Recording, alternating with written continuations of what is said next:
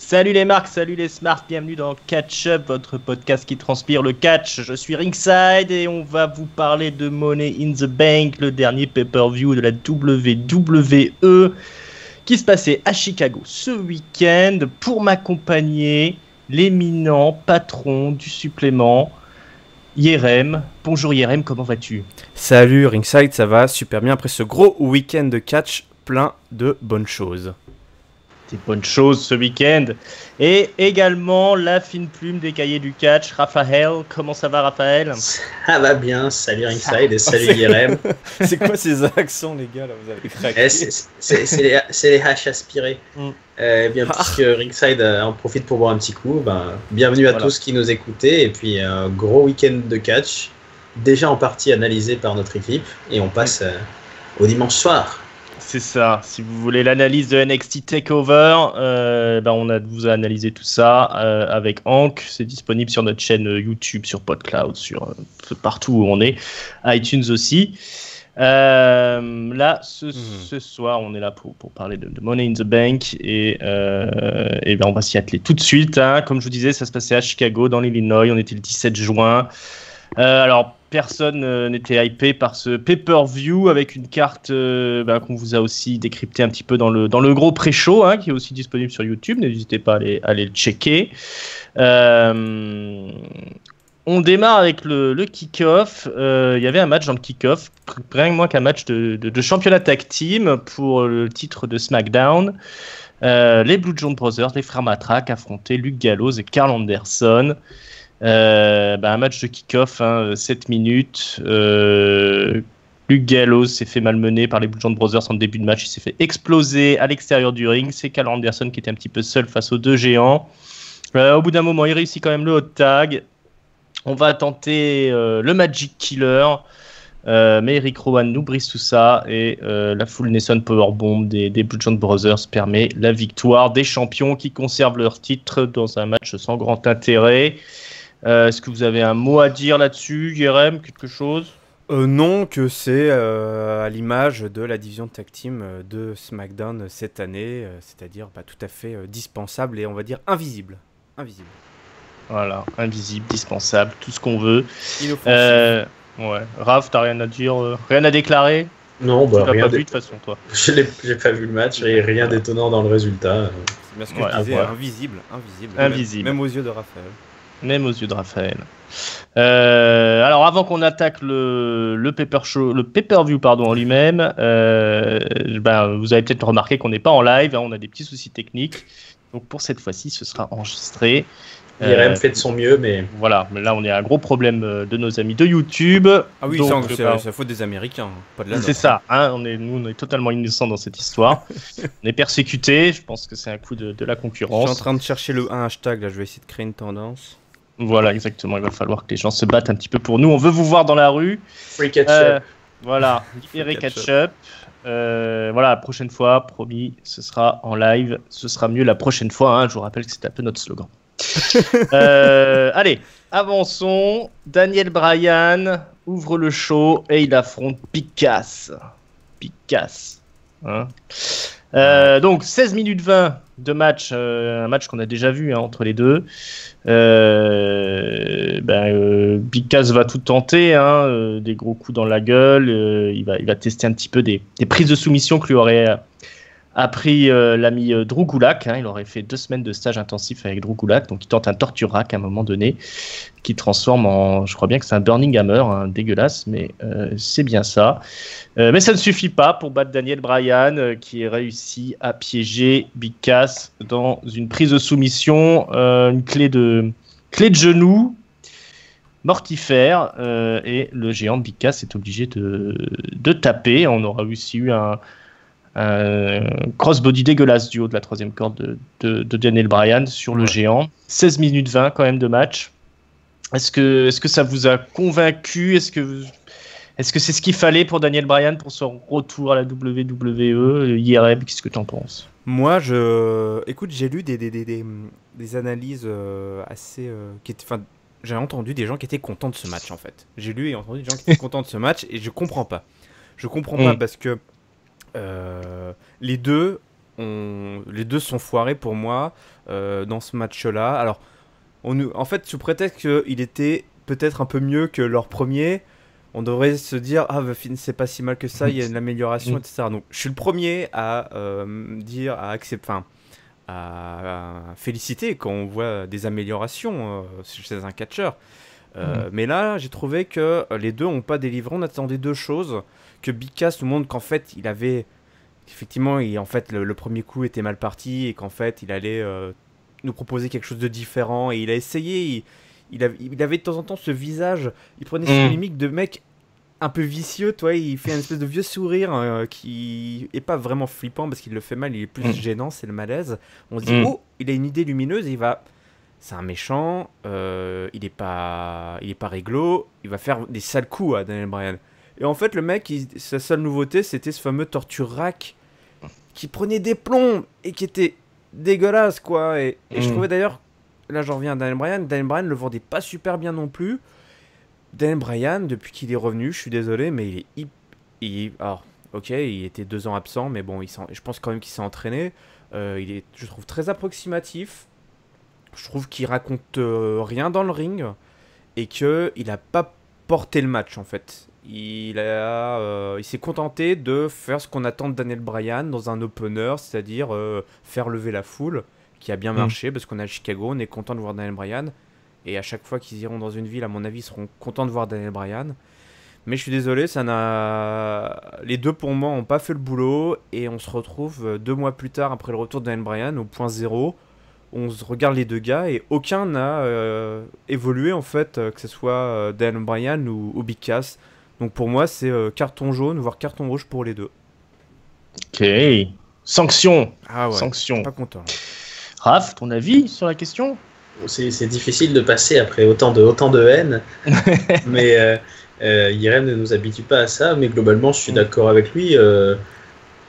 Il fallait évidemment, après 3 ans d'absence, faire commencer tranquille Daniel Bryan. Moi je trouve que c'était une très bonne idée de le mettre pas dans le Money in the Bank, de le mettre hors title picture, tout ça il s'y fait petit à petit. Mais là le choix me paraît pas bon avec le recul. Big Cass, donc il finit quand même, enfin je sais pas comment il va se relever de ça, mais là c'est clairement pas un top heel quoi. Il perd 2 fois d'affilée, il est ridicule tout le temps, enfin il a jamais montré. En abandonnant, donc là ça fait pchit de suite. Big Cass qui était quand même qu'un mec qu'on avait toujours vu en tag team, mais sa seul truc solo c'était contre Enzo Amore, donc c'était pas, peut-être qu'on attendait trop de lui, enfin pas nous mais les officiels, peut-être qu'ils attendaient à ce qu'il soit déjà au poids de Daniel Bryan. Donc non, il avait l'air, il paraît beaucoup trop vert encore, trop débutant, enfin si tant est qu'il s'améliore, mais non, là ça lui sert pas du tout à Big Cass, ça le dessert complètement. Bryan, bof, ouais, comme tu dis, il fait lever la foule sur sa musique d'entrée, mais après, on l'a connu bien meilleur, on l'a connu plus impliqué, on l'a connu plus. Je sais pas, c'est du match totalement random d'ouverture qui était trop long. Ouais, donc, 16 minutes quand même. Ouais, c'est peut-être 16 minutes pour rien de spécial. Pas le carton rouge, mais ouais, au moins le carton jaune sur un truc qui n'avait aucun intérêt. Alors, il y a un truc qui est confirmé, c'est effectivement que Big Cass, il a vraiment pas de talent. Hein. Pourtant, c'est marrant parce qu'il était beaucoup plus convaincant quand il avait eu son premier run solo, quand Enzo Amore s'était blessé au tout début, quand il était arrivé à Monday Night Raw. Il avait eu quelques passages dans le main event, dans des matchs multitag, où il avait plutôt bien tenu son rôle. Et là, on voit que par contre, depuis le retour de blessure, il a perdu pas mal. Je pense en possibilité physique dans le ring, parce qu'on voit qu'il s'applique en plus, mais tout est mauvais. Est-ce qu'ils s'appliqueraient pas trop? Parce que les deux là reviennent de blessures. Je pense que c'est pas un cadeau qu'ils leur ont fait en mettant 2 mecs qui ont probablement peur de se blesser l'un l'autre. Je pense que Big Cass, il a très peur de blesser Daniel Bryan. En tout cas, je me mets à sa place. Je me dis, le mec, il est en face de lui, Daniel Bryan, le petit chouchou. S'il le blesse, il est grillé, quoi. Donc je pense que c'est pas un cadeau qu'ils lui ont fait. Ouais, non, ni à l'un ni à l'autre. Hein, parce que Daniel Bryan, il est encore en train d'ajuster son jeu aussi. Voilà, il fait plus les prises de la même manière qu'il les faisait avant. Quand il fait ses dropkicks dans le coin du ring, là, il s'accroche à la corde là pour, je sais pas ce qu'il essaye de faire pour amortir sa chute. On voit que visiblement, il a été très influencé par Zack Sabre Jr., donc il va essayer de se créer, je pense, une espèce de catch plus soumission. Mais alors ça, est-ce que c'est ce qu'on a envie de voir à la WWE? Oula, tu veux me faire peur en citant Zack Sabre Jr. Ouais, c'est quand même dangereux. Tout ce que je déteste à l'heure actuelle dans le catch. Voilà. Du cassage de doigts et des choses comme ça.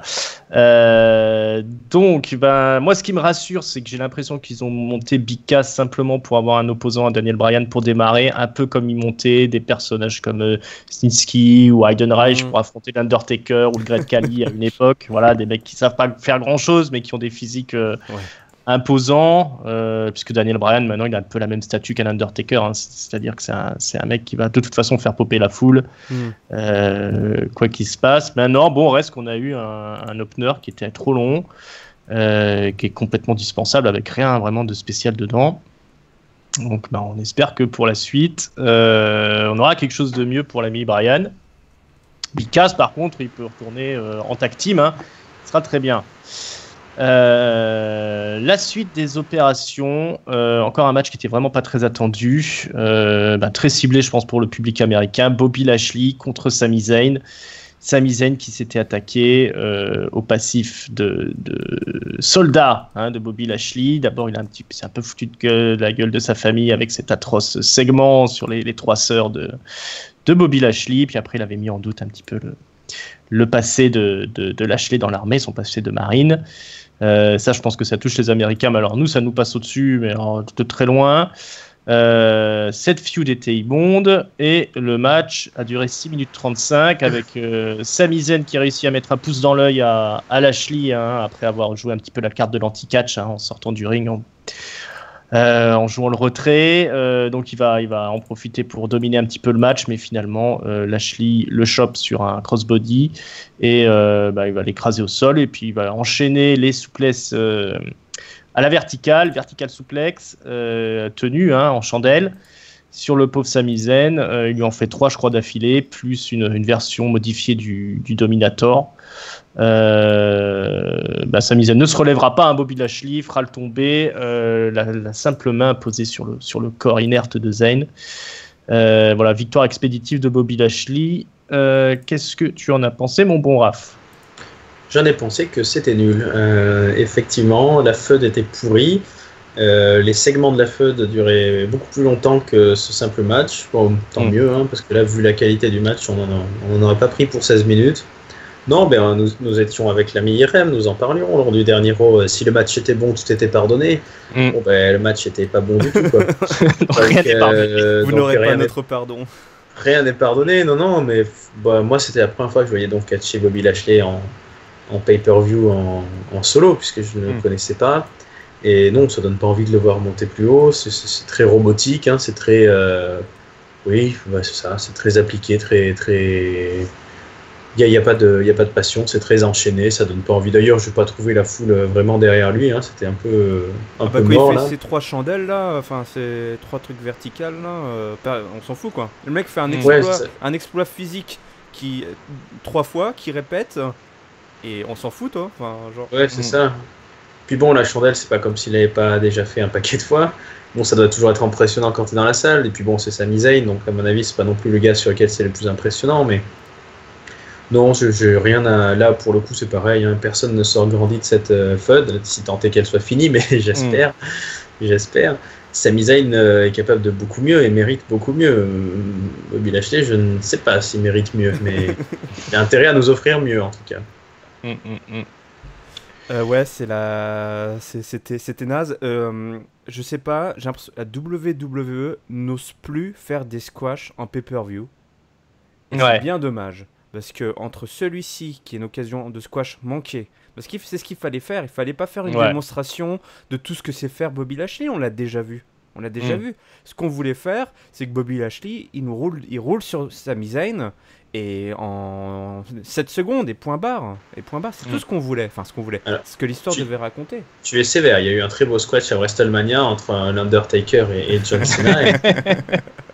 C'était un squash presque magnifié, tellement, vu les 2 protagonistes. Surtout si tu comptes dans le temps l'entrée de Undertaker, c'était un squash assez long. Mais l'autre étant celui évidemment de Nia Jax face face à Alexa Bliss, hein, WrestleMania, où pareil, on aurait préféré ça. Surtout on voit où on en est aujourd'hui, on en parlera plus tard. Mais voilà, pour moi c'est une grosse occasion manquée de faire un squash, quoi. Et il faut qu'ils osent, hein, parce que de temps en temps c'est utile. C'est nécessaire, surtout que Sami Zayn s'en remettrait assez facilement. Plus d'un squash que de ces espèces de matchs longs où finalement il perd, quoi, mais où il a eu sa chance, quoi. C'était vraiment pas convaincant. Y a du boulot à faire avec Bobby Lashley s'ils veulent en faire un main eventer, parce que clairement là il est positionné comme un main eventer, hein. On lui lâche Sami Zayn. Ouais. Il y a des handicaps quand même dans Bobby Lashley. Il a un physique incroyable. C'est une force de la nature. Il a ce passif à la fois de soldat et de combattant MMA legit, hein, comme on dit, avec un palmarès bien plus impressionnant que celui de CM Punk, par exemple. Le mien aussi, dans ce cas-là. Ouais, c'est vrai. Mais bon, reste que c'est pas ce que les gens ont envie de voir, je pense, un truc comme Bobby Lashley. À moins qu'ils arrivent à le booker correctement. Là, c'est quand même mal barré. On lui met Sami Zayn donc dans les pattes, comme on mettait Ziggler à une époque, hein. Sami Zayn, il a un peu maintenant le rôle du gatekeeper. Mais non, c'était... Il y a du boulot à faire au niveau de l'âge aussi et tout, quoi. Enfin, il parle à plus grand monde, je pense. Ouais, c'est sûr. Mais bon, il a toutes les caractéristiques d'une superstar de la WWE, donc c'est normal qu'ils veulent le mettre directement dans le main event. Je pense qu'ils l'ont pas, à mon avis, ils l'ont pas embauché pour aller être en opteur de show, hein. Il va avoir sa place dans le main event quoi qu'il arrive. Il y a maintenant, quoi. Pourquoi ils attendent alors? Pourquoi il fallait bien faire une entrée, hein. L'entrée, le plat de dessert, faut manger dans l'ordre. Voilà. C'est ça. Bon, il a pas eu de chance, hein. Il est tombé sur le pire scénariste, je pense, de la WWE dans cette rivalité. Visiblement, on peut faire son stage à Stamford en ce moment. Mais il faut vraiment le choper, hein, le mec qui fait. Je pense que c'est le même, hein, qui doit écrire toutes les merdes, comme on a eu This Is Your Life, trucs comme ça. Le All Day, à mon avis, c'est le même qui fait tout ça, hein, donc, on sent une certaine patte, oui, mais voilà, on sent une patte, hein, quand même. C'est possible qu'il soit plusieurs quand même. Ça, oui, il y a peut-être une école, hein, tu sais. Ouais, une école, voilà, donc un match inutile, hein, qui était malheureusement au niveau des pauvres attentes qu'on en avait. Alors, on va arriver vers le vrai babyface, top babyface de la fédération, Seth Rollins, qui défend son titre intercontinental contre Elias. Elias, hein, le guitariste du ring, qui vient évidemment faire sa petite chanson avant l'arrivée de Seth Rollins, dans un match qui sera très serré, hein. Seth Rollins va tout faire pour essayer de river les épaules au sol d'Elias, mais rien n'y fait. Elias se relève toujours. Il a beau avoir des topés suicidaires, des sauts de la mort, rien n'y fait. À tel point que Seth Rollins est obligé de gagner sur roll-up en tirant le slip de Elias, qui avait tenté la même chose un peu plus tôt dans le match. C'est l'arroseur arrosé, un petit peu en quelque sorte. Mais c'est quand même la victoire de Seth Rollins, le très populaire. 17 minutes de match. Raph, qu'est-ce que tu as pensé de cette défense de titre? Oui, c'était peut-être un choix un peu étrange de fin, sûrement pour poursuivre une feud. Je n'ai pas vu Raw, Ringside tu l'as vu, mais c'est peut-être ce qui empêche le match de basculer vraiment du côté du vrai bon match. Cette fin un peu qui nous a pris un peu, ah bah oui tiens c'est fini, bon. Parce que ça montait bien en puissance. Non, moi j'ai vraiment bien aimé l'opposition de style. La feud, bon, comme toutes les feuds depuis quelques mois, la WWE c'était un peu pourri, c'était du facile en tout cas, mais là ils ont envoyé sur le ring. Rollins c'est très populaire, mais à juste titre, hein. C'est sûr que s'il n'y avait pas cette putain de ceinture universelle qui nous fait chier dans les mains de Brock Lesnar, ça serait vraiment le top guy, je pense. Et puis Elias confirme tout le bien qu'on pense de lui. Moi j'ai bien aimé l'opposition. On sent qu'il est un peu moins virevoltant, un peu moins physique, il est un peu plus lourd, quoi. Il a une carcasse un peu moins sportive, mais ils ont raconté un truc. J'ai été étonné, à beaucoup de moments ils avaient une vraie ressemblance physique en fait tous les deux. Les cheveux mouillés, la barbe et tout, ça faisait une opposition qui marchait bien. Et c'est dommage que ça n'ait pas fini sur un beau finish, mais du coup moi ça m'a donné envie que ça continue. Donc si on signe sur une feud qui se poursuit, là je veux bien que ça soit celle-là. Moi ça m'a bien plu. C'est le moment où le show a vraiment commencé pour moi. Ouais. est durable pour Raph. Ouais, effectivement, hein, c'est à partir de là que le show commence à décoller. Yerem, qu'est-ce que tu as pensé de ce défense? Ouais, il était temps. C'est quand même une drôle de programmation qu'ils nous ont faite, quoi. Enfin, d'enchaîner les trois. Parce que même celui-ci, c'était un bon match, mais en fait, il avait vraiment le profil d'opener quasiment ce match-là. Ouais. Seth Rollins, c'est peut-être le titre intercontinental, il était souvent abonné à l'opener. Il aurait pu très bien être au début du show. Donc, du coup, voilà, on était content de voir enfin un vrai match. Le début était cool. Bon, voilà, il se mettait un petit peu en jambes. Il y a eu cette histoire autour de la blessure, enfin des deux blessures hein, de Seth Rollins. Il a travaillé la nuque et l'aya, ça j'ai bien aimé. J'aime bien, je trouve que c'est une bonne astuce, une bonne ficelle pour raconter une histoire dans le ring quand il n'y a pas grand chose d'autre. J'aime un peu moins qu'ils reviennent sans cesse, enfin pas sans cesse, mais là en l'occurrence qu'ils reviennent sur le genou. Je pense qu'à un moment il faut passer à autre chose parce que sinon ils vont faire ça jusqu'à la fin de sa carrière, quoi. Il faut nous montrer que justement il s'est rétabli et que son genou il est parfait, son nouveau genou, il n'y a pas de souci, quoi. Voilà. Là ça faisait un peu double emploi, c'était un peu dommage. Et effectivement ce finish, moi non plus je suis pas très fan parce que comme toi Raph, j'étais chaud bouillant, vraiment ils ont réussi, la dernière partie du match, la seconde moitié était vraiment très bonne. Il y a vraiment eu tout d'un coup beaucoup d'intensité entre les deux, justement avec la dramaturgie de la blessure du cou et non pas celle du genou dont on s'en fout, quoi. Et j'avais pas vraiment fait gaffe en fait qu'il lui a chopé le slip. Ça me gêne un petit peu parce que Seth Rollins c'est le top babyface. Il est plutôt réglo maintenant en fait. Et je sais pas trop. Je suis comme toi, j'ai pas vu Monday Night Raw. Je sais pas si c'est fait exprès ou si c'est un peu dans l'excitation ou quoi. Mais bon, faut faire attention à ce genre de choses là. S'ils en parlent pas, je dirais presque tant mieux. S'ils commencent un petit peu à vouloir montrer un côté un peu filou de Seth Rollins et tout, je trouve ça un peu dommage parce que quand on arrive à créer comme ça un top babyface qui est hyper réglo, et en fait, si tu dois vraiment venir à le faire un petit peu tricher, faut que ce soit vraiment dans des grands moments, des grands matchs, des grands affrontements où, grosso modo, il a presque pas le choix, quoi. Il est obligé de tricher. Là, ça va, là, il était pas obligé de tricher, il avait le match en main, à part cette histoire de blessure, il était destiné à gagner. Donc je sais pas toi, Ringside, si t'as un petit peu gêné cette fin. Ouais, c'est sûr qu'on est un petit peu dans l'écueil de la WWE de pas réussir à avoir confiance dans ces top babyface pour gagner à chaque fois clean et être des vrais champions valeureux. Effectivement, là, on était pas dans un match qui nécessitait une traîtrise de Seth Rollins. Hein. Elias, d'accord, il était costaud sur ce coup-là, mais il en a vu d'autres, Seth Rollins, quand même. Hein. C'est pas n'importe qui. C'était un bon match, mais il en a fait tellement de meilleurs, Seth Rollins, que je suis moyennement convaincu par tout ça. Ça aurait plus sa place en main event d'un weekly, par exemple. Le finish, c'était du finish de weekly. C'est ça. Il y a eu, c'est vrai que c'est vers la fin, c'était plutôt sympa. Elias, il est quand même un cran en dessous de ce qu'on attend d'un main eventer. Ouais, je sais pas si, je pense qu'il est encore. Il est encore un peu jeune pour espérer un peu plus haut dans la carte. Bon, il a tout le talent du monde pour jouer avec le public, donc il n'y a pas trop de soucis à se faire. Mais on attend autre chose de quelque chose autour de Seth Rollins, quoi. Seth Rollins, faut qu'il aille plus haut, faut qu'il aille affronter des Brock Lesnar, des choses comme ça. Hein. Il faut qu'il soit plus haut dans la carte. Donc c'était pas un mauvais match. Maintenant, c'est Seth Rollins qui a vraiment porté le morceau, comme un peu ce qui était prévu. Hein. De toute façon, avec une carte comme ça, on a chaque fois un catcheur assez moyen contre un cador. Donc bon, c'était pas honteux. Non. Mais c'était un peu vain, on va dire.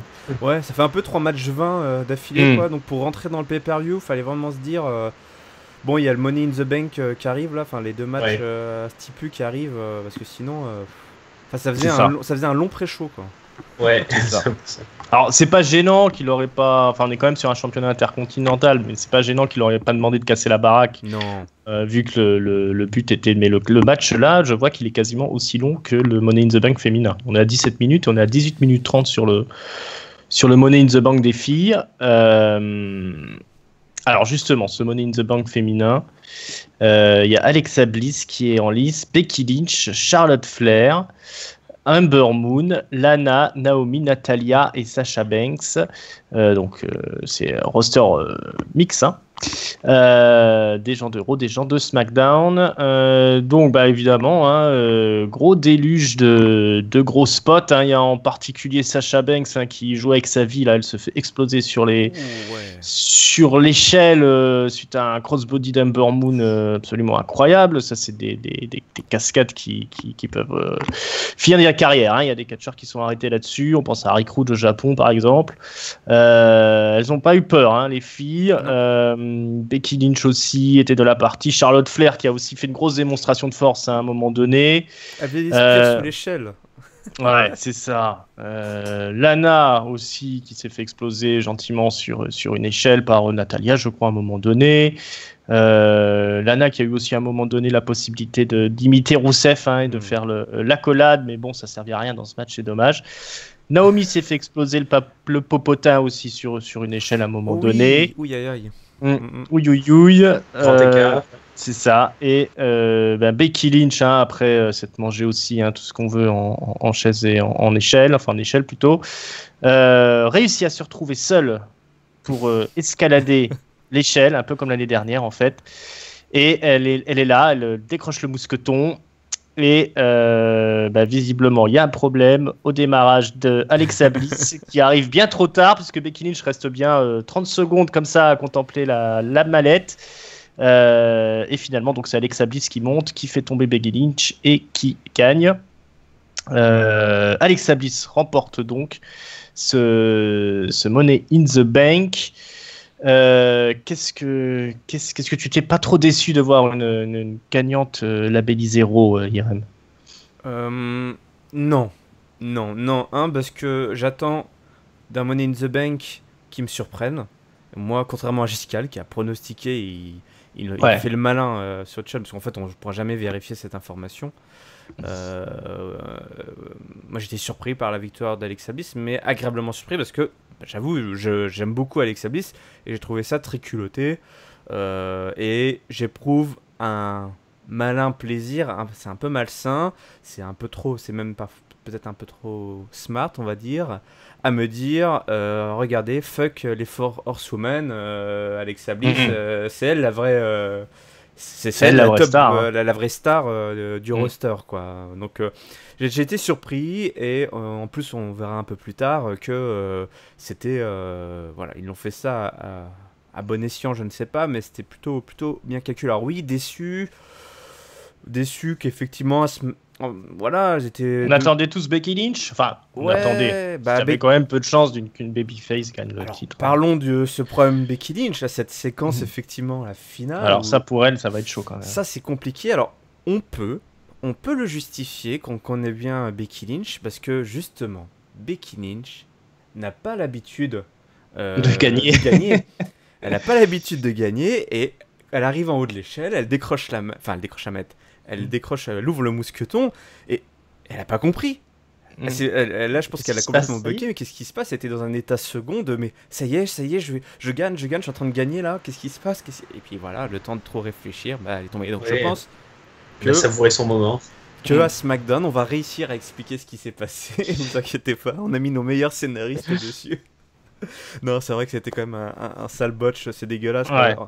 C'est à mettre. Alors j'espère qu'elle l'a pas fait exprès, hein, Alexa Bliss, parce que. Non, alors. On sait qu'elle s'aime pas trop les Four Horsewomen, et elle. Bah ouais, mais petit coup de pute comme ça en plein pay-per-view. Ouais, à la décharge d'Alexa Bliss, ou presque, je dirais, Becky Lynch aussi, elle a fait un spot assez dégueulasse en termes de timing, où au lieu de, je sais plus qui était en train de grimper à l'échelle à ce moment-là, peut-être Naomi. Becky Lynch arrive, et en fait elle fait une prise, je sais plus si c'est une souplesse ou quoi. Oui, elle fait un truc en bas avant d'aller. Ah ouais, je me souviens ça, un exploseur suplex. Au lieu d'aller embêter la personne qui est en train de grimper. Donc là tu te crois dans le jeu vidéo de W2K où l'intelligence artificielle est juste complètement conne, quoi. Elle veut juste te tuer et elle s'en fout d'aller. Donc voilà, donc il y avait beaucoup d'approximations dans ce match, mais je parlais justement des améliorations tout au début, grosse amélioration par rapport aux deux premiers Money in the Bank, plus à l'aise les filles, des gros spots, tu l'as bien décrit, hein, des gros spots bien stiff là, avec les échelles. Ils ont beaucoup utilisé les échelles pour se faire mal, et c'est exactement ce qu'on veut. Hein, on veut que les gens utilisent de façon maligne ou barbare les échelles pour se faire mal. Donc ça, j'ai beaucoup aimé la violence quoi, hein, des impacts. Enfin, moi, j'étais très surpris à ce niveau-là. Il y a eu des gros spots. Natalia qui fait une powerbomb sur Sasha Banks dans l'échelle. Ça, c'est pareil, c'était bien stiff. Donc voilà, ça, ce côté-là, pour moi, c'était un contrat rempli. Il y a eu un petit peu aussi le petit duel là, entre Charlotte et Becky Lynch avec les échelles. Voilà, donc clairement, c'est le petit programme, c'est la rivalité entre les deux. Et moi, je suis, content de la porteuse de mallette. Alors après, voilà, c'est un peu biaisé parce qu'on sait ce qu'elle en a fait donc un peu plus tard. Mais moi, je sais pas. En tout cas, du côté de SmackDown, on est un petit peu frustré, mais personnellement, je suis agréablement ravi de ce choix-là. Donc, je sais pas toi, Raphaël, si du côté de Raw, on est content. Bah oui, ravi, effectivement. Moi aussi, je suis un très grand fan d'Alexa Bliss. Ravi et très surpris quand même, parce que c'est vrai que ça arrive très vite. Bon, c'est vrai que dans le catch, on voit que même les main eventers, ils essayent un peu de les faire tourner quand même pour pas qu'on se lasse. Et là, elle a quand même fait une énorme année 2017 jusqu'à WrestleMania, quoi, de cette année. Donc, je la sentais un peu plus en retrait. Donc là, ça la remet de suite dans les spots. Et c'est évident que oui, c'est pas celle sur qui j'ai parié. J'avoue, c'était une wild card puisqu'effectivement elle a un peu le personnage idéal pour avoir la mallette, hein. Mais bon, très content pour elle. Moi j'ai beaucoup aimé le match, ouais, il y a eu des petites approximations effectivement de timing, mais je me suis dit qu'ils avaient bien réussi leur coup. Tout le monde a été pas mauvais, même Lana a réussi à faire des trucs à sa façon, quoi. Donc il n'y avait pas vraiment de force inutile. C'était un bon moyen, je pense que ça va être un bon moyen de un peu lancer un Moon aussi dans le main roster, parce que là elle a fait grosse impression. Ils lui ont bien mis le spot dessus, donc on sent que les gars qui suivent pas NXT ou autre ont compris, ok, celle-là elle envoie du lourd. Donc ça a été intéressant pour tout le monde, je trouve. Peut-être Sasha Banks qui a été moins mise en avant, qui en sort pas trop grandi, mais elle a pris les gros spots, hein, Sasha Banks. Ouais, c'est vrai, c'est toujours elle qui en prend plein la gueule souvent. C'est ça. Mais bon match, bon Money in the Bank, et là la soirée était encore plus lancée. Content du match. On n'a pas été déçus par ce match, alors qu'il a été visiblement répété, hein, au millimètre, hein. Ils avaient sorti les filles des house shows pour qu'elles aillent répéter tout ça. Du coup, ça s'est senti, hein, on était largement la classe au-dessus des deux Money in the Bank qu'on avait déjà eu l'année dernière. Une réussite, hormis le petit botch final, hein, malheureusement. Mais bon, ça arrive aux mecs aussi, hein, c'est pas. Ouais, on se souvient de Jack Swagger, hein, qui a mis 10 minutes. D'ailleurs, ils l'ont coupé. Si tu regardes aujourd'hui le pay-per-view sur le network, ils ont coupé en fait toute la galère qu'a Jack Swagger à récupérer la mallette. Donc on se doute pas, voilà, ça sera effacé des tablettes de l'histoire. Seuls ceux qui étaient là s'en souviendront. Et toi, ringside, Alexa Bliss en championne, quand on revoit... En tout cas, avec la mallette, à ce moment-là. Avec la mallette. Avec la mallette. Quand on voit un peu les forces en présence, finalement, c'était peut-être la candidate idéale. La seule vraie heal, en fait. La seule vraie heal de l'histoire, ouais, c'est ça, hein. Oui, qu'est-ce qu'elles auraient fait les autres avec, hein. Hormis, on pensait Natalia ou Sasha Banks qui tournent, mais c'est quand même, elle était quand même la porteuse idéale, quoi. Alexa Bliss, de par son personnage, hein, comme on l'expliquait. Donc voilà, ça confirme le fait que c'est elle qui est dans les tablettes de la WWE. C'est ce qu'on se rend compte au fur et à mesure, c'est que la WWE, elle est pas du tout, elle mise pas du tout sur les mêmes personnes que, je veux dire, l'IWC, hein, les fans d'internet. Ils veulent toujours que ce soit un peu les underdogs de l'indie qui soient mis en avant. Que ce soit chez les mecs ou chez les filles, la WWE, elle est partie sur complètement autre chose, qui est plus en accord peut-être avec sa philosophie. Alexa Bliss, ça traduit bien ça, hein. Ouais, il faut des personnages. C'est des personnages, la WWE. Alexa Bliss, elle a un des meilleurs persos du roster féminin à l'heure actuelle. Ouais. Mais c'est une réussite totale, hein, du centre de formation, là, il n'y a rien à redire. Voilà. Donc voilà, ils continuent à parier là-dessus. Et puis les autres resteront en mid-card jusqu'à ce qu'elles aient le droit de briller. Voilà, donc c'est cohérent. Hein, c'est cohérent. D'ailleurs, 2 personnes que les gens détestent, mais sur qui la WWE compte, c'est les 2 belligérants du match simple qui arrivent. 15 minutes 40 de combat entre Roman Reigns et Jinder Mahal. Victoire de Roman Reigns après à peu près 13 ou 14 minutes de collier arrière ou de prise de tête. Petite intervention quand même de l'acolyte de Jinder Mahal qui était venu en chaise roulante, qui se relève à un moment donné. Voilà, Semil Singh qui va pousser Roman Reigns contre le poteau et puis après qui va se prendre un spear des familles. Et Roman Reigns gagne avec un spear évidemment, malgré toute la prestation de Jinder Mahal. 15 minutes 40 de match qui a été pourri par la foule. On a eu tous les chants possibles et imaginables. Donc Selmel, NXT, Velveteen, Johnny Wrestling, Let's Go Cena, Cena Sucks, This is Awful, Delete. Voilà, tout ce qui est passé. You Both Sucks, voilà. Les gens ont détesté ce match, ou du moins ils en avaient rien à foutre.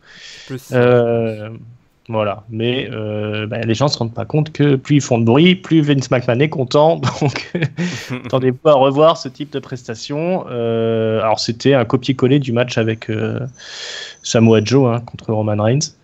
Peu de choses près. Qu'est-ce que tu en as pensé, toi, Raph ? Ouais, je sais pas si j'ai détesté, mais en tout cas, j'en ai effectivement rien eu à foutre. Et j'ai l'impression que tout le monde, quoi. Le match était mauvais, il y a rien à dire là-dessus, c'était chiant. Ouais, c'est insupportable ce booking de Roman Reigns. C'était malmené jusqu'à ce qu'il porte de spear, là, c'est plus possible. En plus, quand on voit les deux, en fait, ça aurait pu ne pas être mauvais parce que depuis qu'il a pris ses hormones de croissance le matin, Jinder Mahal, c'est quand même une sacrée armoire à glace. C'est un des mecs du roster. Tu dis, physiquement, il pourrait faire jeu égal. Ils auraient dû plus aller il sait faire 2-3 prises. Jinder, il n'en sait pas faire plus, mais ces espèces de grands coups de genoux là, ou ces grands coups de poing ou coups de coude, ils auraient dû en envoyer plus, voir un peu plus au niveau des punchs, au niveau de que ça se frite. Il a un physique plus impressionnant que celui de Roman Reigns en vérité. Oui, limite, oui, parce qu'en plus, Roman Reigns, il est un peu plus petit, puis il est toujours dans sa combi. On ne le voit jamais torse nu, Roman Reigns, alors que Jinder, on voit toutes les veines, on voit tous les muscles, c'est finement dentelé là. Donc on aurait pu avoir un truc de bourrin, et non, on a eu un truc chiant. Le public, évidemment, c'était évident qu'ils allaient constituer ce match là, surtout à Chicago. Je sais pas trop quelle était l'idée derrière ce booking, mais moi, ce qui m'a déçu, c'est ce que je te disais tout à l'heure, Ring, c'est qu'on dirait vraiment que Reigns joue un peu l'enfant capricieux, quoi, le petit roi, et que il n'est pas content d'être redescendu dans la carte, et qu'il y va vraiment là en mode diesel, en seconde.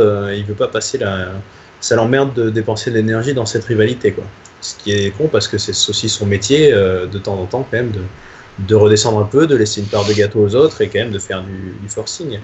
Ça aurait été peut-être plus intéressant finalement d'inverser les rivalités, de foutre Roman Reigns contre Sami Zayn et Jinder Mahal contre Bobby Lashley. Enfin, je dis ça, j'en sais rien. Ça se trouve. Ouais, ça aurait pu être une solution. Mais là, on se fait chier. Enfin, je me suis fait chier. Qu'est-ce que vous en pensez, vous? Irem Ouais. Non, c'était.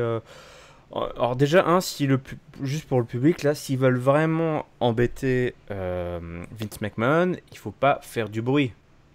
Parce que ça fait 3 ou 4 ans que le public fait du bruit pour montrer son mécontentement ou qu'ils en ont rien à faire. Non, ce qu'il faut faire, c'est que ce soit visuel. Il faut que ce soit visuel. Je sais pas, tout le monde se retourne pendant le match. Voilà, ou tout le monde les sièges. Ou quitter les gradins, parce qu'on sait qu'ils avaient quitté le stade. Je sais plus pour quel pay-per-view. À la fin, ça avait visiblement pas trop plu. Et je comprends parce que c'est de la télé, donc les images sont très importantes, plus que les sons. Que visiblement ils s'en accommodent. Je pense même qu'il l'utilise pour faire que le match, pour faire vivre le match. Donc pas certain que. Ouais. Il l'utilise, là. Enfin, en tout cas, c'est ce que disait Corey Graves, que Roman Reigns, c'était son truc d'être face à des environnements hostiles, et là, il était... Exactement. En fait, ouais, c'est ça, c'est Roman Reigns. En fait, tu crées pas l'ennemi parfait, mais tu crées vraiment il y a une rivalité, une feud quoi, avec le public. C'est vraiment Roman Reigns contre le reste du monde. Et donc, en fait, le public continuera d'alimenter ça. Donc, tant que le public agira comme ça, Roman Reigns sera là et il fera la même chose, quoi. Donc, si vraiment ils veulent marquer le coup, bah ouais, qu'ils aillent tous les gradins, ou je sais pas, une bière. Silence complet, pendant le truc, tu peux être sûr que ça, il s'arrache les cheveux. Hein. Ouais, c'est déjà pas mal ça. Sinon, ouais, sur le match, franchement, j'ai rien à dire de plus que ce qu'a dit Raphaël. Je pense qu'effectivement, ils auraient pu faire quelque chose de plus court et d'un peu plus costaud, quoi, où ils se mettent vraiment sur la tronche, parce qu'en plus, Roman Reigns, il sait faire des matchs où ils se mettent bien sur la tronche, donc c'est une occasion manquée. Ouais, occasion manquée. Effectivement, ça fait un moment donné, bon moment, que Roman Reigns n'a pas sorti un bon match, puisque c'est toujours booké de la même façon. Hein, il se fait malmener et puis il revient à coup de spire. Moi, j'aimerais bien m'arrêter aussi un peu sur les commentaires qui étaient absolument atroces. Coachman, il est de pire en pire. C'était dégueulasse du début à la fin. Il faut vraiment qu'il fasse quelque chose à ce niveau parce que c'est insupportable. Alors regardez-le en français avec Ajus et Chéreau. Mais ils sont vraiment de plus en plus mauvais. Hein. Non, ils sont très nuls. D'ailleurs, c'est dans un match qui est un peu plus tard. Il a fait une grosse bourde là, dans le match de Ronda Rousey, quoi, en vendant l'inverse de ce que les catcheurs essayent de raconter. Et Corey Graves derrière il est obligé de prendre ça genre mettez teubé ou quoi et puis l'autre essayer de se rattraper. Non, alors autant quand tu as Booker T, ils peuvent jouer la carte du mec civil et puis il l'invite de temps en temps, il raconte nimp et ça Hank ça lui plaît, voilà, il y a un public pour ça. Mais là Coachman c'est juste pas possible quoi. C'est pas possible. Et c'est pas le seul. Genre par exemple dans le match de l'échelle des filles, à un moment donné, il explique que l'échelle est mal placée et que si elles grappent, elles n'arriveront pas à décrocher la ceinture. Sauf que tu le vois pas à l'écran de la manière dont c'est filmé et jamais les filles vont aller bouger l'échelle, elle va rester comme ça et on est censé croire qu'elles vont réussir à attraper l'échelle, mais cet abruti là il casse tout le truc. Enfin bref, il y a vraiment un gros truc à faire là au niveau des commentaires parce que c'est pas possible. Alors, ils ont un mec ouais, vas-y. Ils ont un mec qui est pas mauvais à 205 Live, la Big Joseph, qui pourrait qui a fait takeover. Ouais, qui a fait le takeover parce qu'apparemment Mauro Ranallo n'était pas là. Ouais. Et juste, je profite que tu fais une petite pause là sur les commentaires. Moi, je voudrais aussi mettre un carton jaune à la réalisation parce que je trouve que c'est de pire en pire. Il y a beaucoup trop de séquences, de prises. Je sais pas pourquoi ils sont mal filmés, qui sont filmés de dos et on voit pas la longe, on voit pas l'impact et t'es obligé à chaque fois de regarder le replay pour voir vraiment la séquence, enfin la prise, etc. Vraiment, moi, ça m'a sauté aux yeux là ce week-end. Enfin, il y a plein de fois où je sais pas pourquoi ils filmaient de dos quoi. Enfin, les mecs, je sais pas, ils connaissent pas les catcheurs, ils savent pas ils devinent pas, ils sentent pas ce qui va se passer. Je sais pas quoi, les mecs sont sur le turnbuckle et tout, voilà, tu t'imagines à peu près ce qui va se passer. Et voilà, donc au niveau de la réal, je sais pas, il y a un souci. Donc heureusement que entre les cordes ça assure parce que clairement ils sont pas aidés. Enfin, pour la télé, le produit télé n'est pas bon quoi, c'est pas à la hauteur de ce qu'il y a entre les cordes, ils leur rendent pas justice. Ouais, tous les talents sont un peu plombés par les scénaristes, par les commentateurs et par la réalisation. Ça fait un bouton qu'on le dise, hein. Heureusement qu'ils ont le meilleur roster du monde depuis la nuit des temps parce que c'est les catcheurs qui sauvent le truc, hein. Des catcheurs qui sauvent le truc. Est-ce qu'on va en avoir dans ce championnat féminin entre Carmella, la conspuée Carmella, toujours championne, ancienne détentrice de la mallette, hein, puisqu'elle a gagné la dernière fois 2 fois. Elle affronte Asuka, qui était longuement invaincue à NXT et dans le roster principal jusqu'à ce qu'elle soit défaite par Charlotte à WrestleMania. Donc, c'est pareil, c'est un match dont tout le monde avait peur parce que tout le monde pense que Carmella ne sait pas catcher. Elle nous a pas montré des qualités exceptionnelles face à Asuka. Asuka qui a survendu tout, hein. Elle a accepté de se faire laminer pendant 11 minutes 10 jusqu'à ce qu'elle revienne dans l'action. Des gros kicks, des coups de fessier. Elle est à 2 doigts de gagner le match, mais voilà qu'un personnage qui porte le costume même d'Asuka, hein, avec le masque et la robe, arrive sur le bord du ring. Asuka est hypnotisée, tétanisée. Carmella tente un roll-up. Asuka s'en sort. mais elle se retrouve encore une fois face à face avec ce personnage étrange qui enlève le masque, et c'est James Ellsworth, le toutou, qui est de retour. Il fait un joli clin d'œil. Alors Asuka a l'air d'avoir encore plus peur de James Ellsworth que du personnage masqué. Et elle se mange un super kick de Carmella, super kick destructeur de Carmella, et c'est le tombé. 1, 2, 3, Carmella conserve le titre. Asuka est vaincue, surprise générale. Écoute, ma foi, Yerem, qu'est-ce que tu penses de tout ça? Alors, le meilleur match de Carmella au jour d'aujourd'hui. Ouais. J'ai trouvé qu'elle avait vraiment délivré par rapport à ce qu'elle sait faire, en tout cas ce qu'elle nous a montré, etc. Elle arrive à libérer, délivrer. Elle arrive à mon Dieu. Elle arrive à rendre son personnage pas menaçant mais dangereux, toi, du coup, toi. Elle parle, etc. Et puis elle est opportuniste, et puis elle fait des sales coups, et puis donc c'est bien de montrer que ce personnage-là, finalement, il faut pas le prendre à la légère. Enfin, toi, d'un point de vue qui est faible, c'est important, quoi. C'est pas la meilleure, mais heureusement qu'elle est aidée, et c'est ce qui se passe par une intervention, parce que sinon, elle aurait fini par perdre, parce que Atsuka, ce serait un petit peu, enfin, elle avait pris le dessus. Tu l'as dit, Atsuka, elle a joué le jeu, quoi. Elle a joué le jeu. Ils sont pas beaucoup à jouer le jeu pour ce genre de situation, quoi. Grosso modo, c'est pas que tu jobs, mais presque quand même. Surtout que le finish est quand même pas très sympa pour elle. Carrément, ouais. Pareil, parce vraiment pour une idiote, ça a duré trop longtemps. Elle était stupéfaite, mais genre pendant 3 minutes. Et du coup, forcément, on t'imagine des trucs. On dit, elle sait qui y a derrière le masque. Enfin, il y a il y a quelque chose. Moi, je me suis dit, mais elle le sait. Du coup, j'étais là. Attends, qui c'est qu'ils ont engagé là du Japon il y a pas longtemps? Ils ont signé quelqu'un qu'elle connaît bien. Enfin, toi, je commençais à me monter la tête, etc. Donc, forcément, l'autre qui a son. Et James Ellsworth, moi, j'avais pas trop suivi. J'avais à peu près entendu les histoires des rumeurs et tout, mais j'avais pas trop cherché. Du coup, j'étais quand même. Enfin, j'étais surpris, du coup. Et la tête qu'il fait, genre. Eh ouais, c'est moi, évidemment que c'est moi. Genre, tu sais, t'as l'impression qu'il s'adresse aux smart, quoi. Tous ceux qui disent, oui, il va arriver. Il fait, bah oui, évidemment que c'est moi, bande de nazes. Évidemment, ça pouvait pas être autrement. Donc, ça, j'ai trouvé ça très drôle. C'était plutôt bien amené. Mais c'est vrai que là, le finish, peut-être qu'ils auraient pu trouver une autre façon de la faire perdre. Elle était distraite. Peut-être, je sais pas, genre l'arbitre qui voit pas, il y a un sale coup, quelque chose comme ça, toi. Bon, c'est surtout que c'était un peu long, quoi. Vraiment survendu là pendant trop longtemps la stupéfaction, mais c'était ils s'en sont bien sortis malgré tout. Ouais, c'est pas déjà trop du moins, je pense. Est-ce que tu as le même avis, Raph? Moi, j'ai été un peu gêné quand même par Carmella, dans le sens où elle a pas trop mal combattu, elle s'en est plutôt bien démerdée, mais l'opposition des gimmicks m'a un peu dérangé, surtout au début. Asuka, elle est vraiment dans le W de WWE, elle est dans le World, mais elle est surtout dans le wrestling, c'est une vraie catcheuse. Elle vient cogner, elle vient kill, elle vient faire mal. Et Carmella, elle est tellement trop dans le entertainment, à rigoler là bêtement, à provoquer quand elle faisait un peu la balançoire. J'ai trouvé que ça prenait pas du tout au sérieux ce qui était en train de se passer. Alors c'est son personnage à Carmella, mais c'est quand même un match féminin, c'est une ceinture, tout ça, il faut mettre un peu de dramaturgie dans le catch.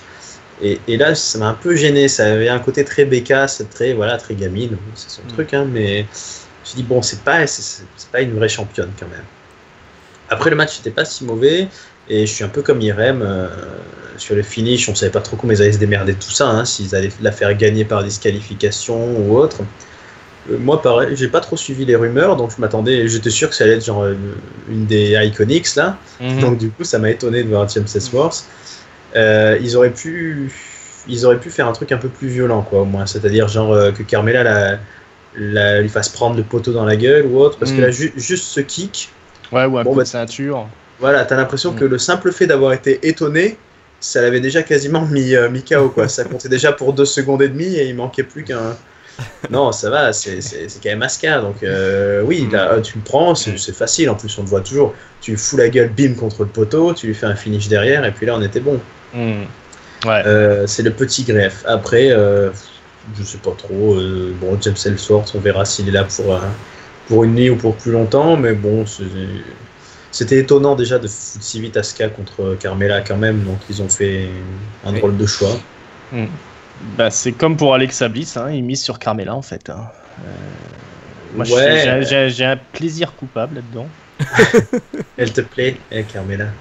J'adore sa prise qui consiste à réajuster son body là, hein, son attirail de catch là. C'est plutôt pas mal. J'aime beaucoup James Ellsworth depuis que je l'ai entendu dans une interview où il était très content d'avoir pourri le Money in the Bank féminin. Premier Money in the Bank féminin, il se dit voilà, c'est moi qui l'ai gagné quand même. Je sais plus si c'était chez Edge et Christian, je crois qu'il était une interview fleuve. C'est bien de ne pas prendre les choses au sérieux, hein, comme tout le monde l'avait fait. Le combat du féministe, vous n'allez pas l'avoir à la WWE non plus. Hein, il y a une évolution qui se fait, les filles sont mises en avant, etc. Mais il ne faut pas compter là-dessus non plus pour bouleverser les droits de la femme dans le monde. Hein. Mais bon, ceci étant dit, Carmella contre Asuka, ça restera un petit match sans prétention, avec un petit retour surprise de James Ellsworth qu'on aime bien, qui va nous faire marrer, je pense, à SmackDown. Et puis voilà, on va aller passer à autre chose. Peut-être Becky Lynch ou quelque chose comme ça. Ouais. Ou un retour d'Asuka, hein, elle va peut-être vouloir se venger aussi, Asuka. C'est vrai qu'ils avaient quand même pris un petit risque en mettant Asuka si rapidement, en mettant Asuka comme ça juste après Charlotte, c'était un petit peu risqué. Donc, je regrette juste un petit peu quand même que finalement, par rapport à ce qu'ils nous ont raconté à SmackDown, pour avoir suivi SmackDown justement, où on nous racontait qu'en fait elle était prête même à battre 2 personnes d'un coup, toi. Donc elle allait pas se faire avoir. Finalement, ils nous ont raconté un petit peu autre chose hier soir. Donc ça, c'est pareil. On sent que au niveau d'écriture, des fois, c'est pas le problème, c'est qu'ils auraient dû nous glisser déjà un truc avec le fait qu'elle soit perturbée s'il y a quelqu'un qui a son costume qui arrive dans le ring ou quelque chose comme ça, parce qu'elle reste quand même bloquée. On sait pas vraiment pourquoi. Elle a vu un fantôme, quoi. Elle a vu un fantôme, et c'est pour ça que moi j'étais persuadé que c'était quelqu'un qu'elle connaissait. Ouais. Ça aurait été assez exceptionnel effectivement si c'était une de ses adversaires japonaises qui serait arrivée. De toute façon là la star c'était Carmella, hein. Tout ça c'était pour mettre over Carmella, hein. Donc c'est très bien. Donc ça part dans ce sens-là. Allez, on continue hein, les affrontements Japon-Amérique.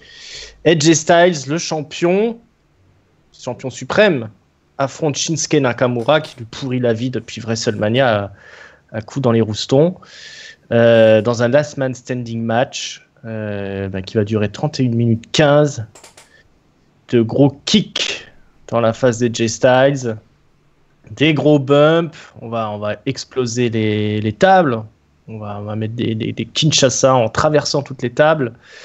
On va aller jusqu'au bout du bout, hein. On va avoir un Styles Clash depuis les escaliers de fer jusque sur le sol à l'extérieur du ring sur le pauvre Nakamura. Nakamura qui va nous faire une Ric Flair en tentant d'attaquer encore une fois les roustons de AJ Styles, mais qui se fera bloquer.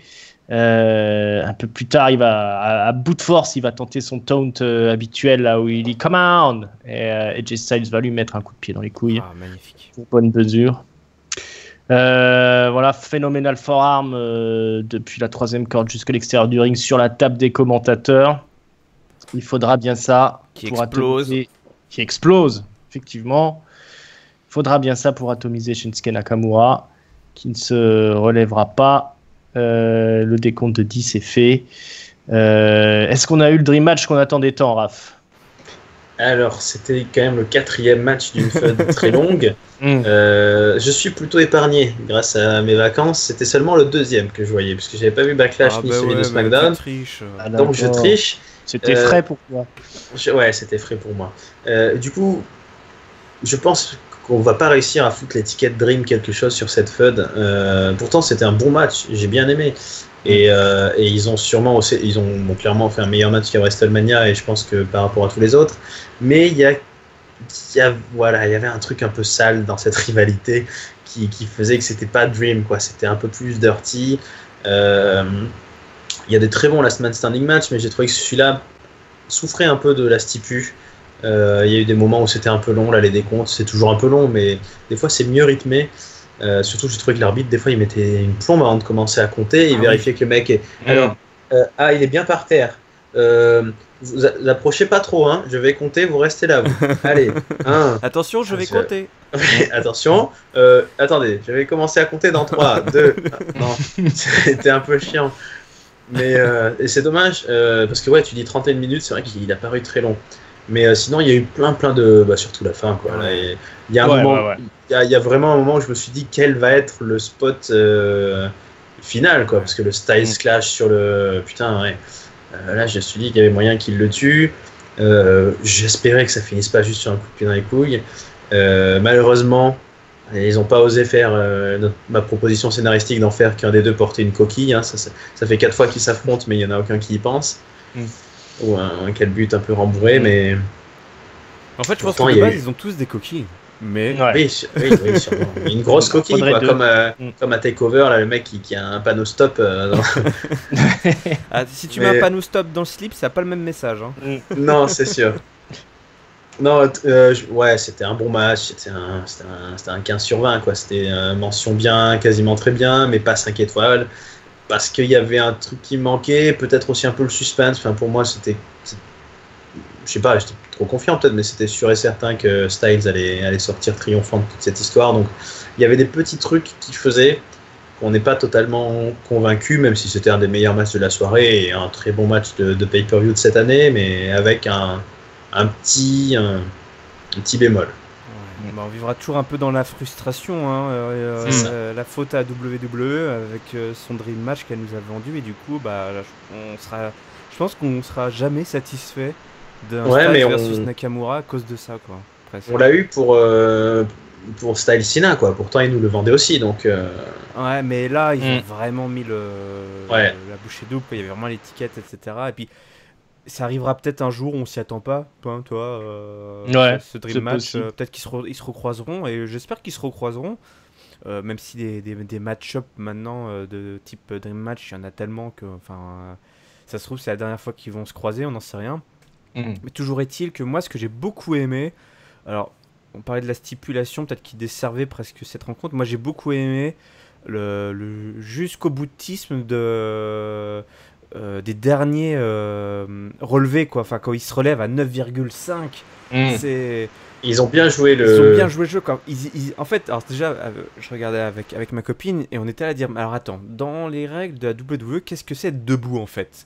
Parce que là, grosso modo, pour Nakamura, quand il se relève pour la dernière fois et qu'il fait justement ce command qui est fabuleux, où il lui met le coup de pied, mais le coup de pied le plus stiff que tu puisses mettre, ça paraissait vrai, quoi, tellement et c'était super, j'ai adoré cette image-là.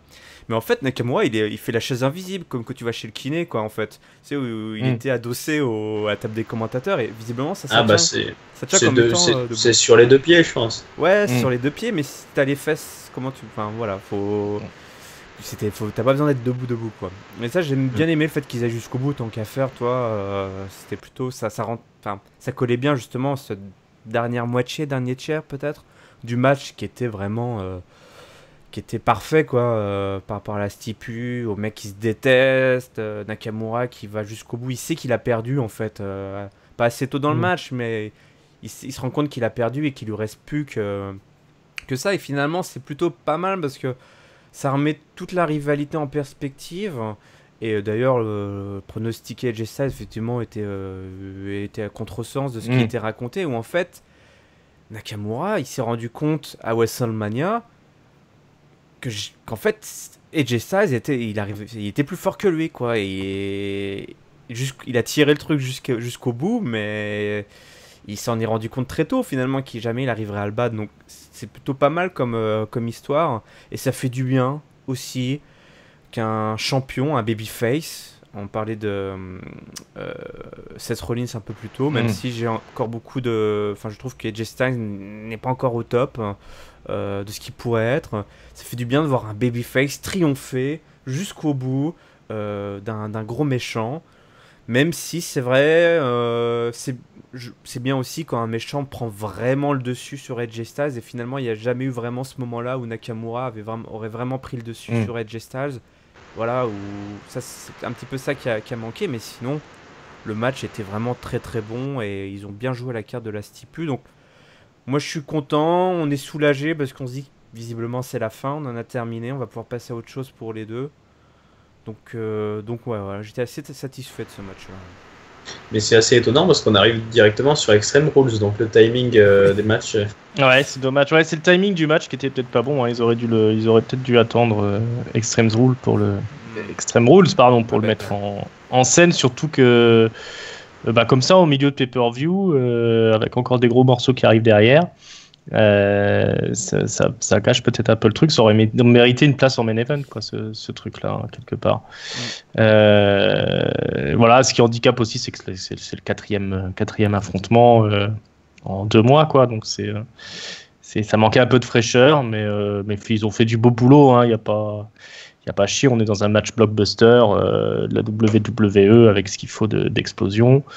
Et puis un héros qui triomphe. Voilà, Nakamura fait un méchant parfait. Maintenant, ça va être peut-être un petit peu délicat pour lui de rebondir derrière parce que il enchaîne un petit peu les échecs quand il essaie d'arriver en haut de l'affiche. Il a quand même perdu contre Jinder Mahal. Là, il perd contre Edge Styles plusieurs fois. C'est ça. Gageons qu'ils vont lui donner le titre US, je pense, dans les semaines qui n'a pas perdu face à Jinder Mahal, hein. C'est ça. C'était quand même une drôle d'époque l'année dernière, donc bon. Perdu. Ouais, c'est vrai. Moi, je me fais pas trop de soucis pour Nakamura parce qu'il a quand même un super perso. Et puis voilà, hein, les méchants. Côté le top heel de la une bonne fête contre Daniel Bryan. Évidemment, tu vas redescendre, mais un heel, il est fait pour redescendre, être de mauvaise foi et s'en prendre au plus petit parce qu'il a pas réussi à battre le champion. Mais c'est vrai que c'est pour ça que j'étais un petit peu frustré qu'il n'ait pas vraiment eu dans toute cette longue rivalité. Dans cette longue rivalité, finalement, il a jamais vraiment pris énormément le dessus, à part dans 1 ou 2 séquences promo backstage, signature de contrat, etc. Mais voilà, ça c'est un petit peu ce que je reprocherais. Mais je me fais pas trop de soucis pour lui. Il va aller tuer Jeff Hardy, prendre le titre et puis voilà. Et nous narguer avec. Bien fait. Allez, on enchaîne le championnat féminin de Raw. Nia Jax, la championne, affronte Ronda Rousey. Hein, Nia Jax, c'est elle qui a lancé le défi à Ronda Rousey. On se souvient. Moi, j'avais jamais vu les images justement du challenge lancé sur le tapis rouge là. Et c'était horrible. Je comprends. Le désarroi, horrible. La peine. Horrible. Horrible cette rivalité. Donc Nia Jax n'est pas vraiment méchante, elle n'est pas vraiment gentille. Ronda Rousey, elle est la copine de Natalya, dont on n'en fera aucune référence ce soir. Donc au final, ça se fout sur la gueule. Nia Jax joue la puissance. Ronda Rousey se fait un petit peu malmener en début de match. Ça va durer 11 minutes 5. Elle va revenir dans l'action. Toutes les prises que tente Nia Jax sont contrées par Ronda qui réussit à chaque fois à être à 2 doigts de placer sa clé de bras meurtrière. On va même placer une petite prise de judo là pour faire basculer Nia Jax. On va la soulever, on va l'écraser au sol. Ronda Rousey est sur le point de soumettre Nia Jax quand débarque Alexa Bliss avec la mallette. Elle assomme Ronda, elle frappe Nia Jax, elle va exploser l'ancienne championne de judo et d'MMA à l'extérieur du ring. Va bien l'assommer un coup de mallette pour être tranquille. Elle cache la mallette. Puis c'est parti. On s'attaque à Nia Jax. On fait le Twisted Bliss. Et on écrase donc Nia Jax, la cousine du Rock. Et 1, 2, 3, c'est la victoire d'Alexa Bliss. Little Miss Bliss récupère son titre.